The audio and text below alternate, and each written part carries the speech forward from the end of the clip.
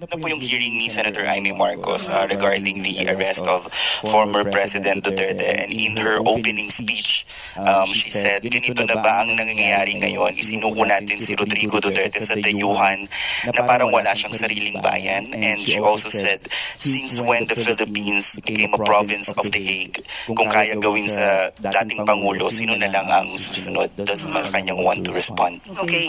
Napanood po natin yung umpisa, including po yung video.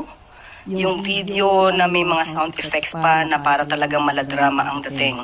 At nais lang po na sana yung gumawa po sana ng video ay hindi po na-cut or na-splice.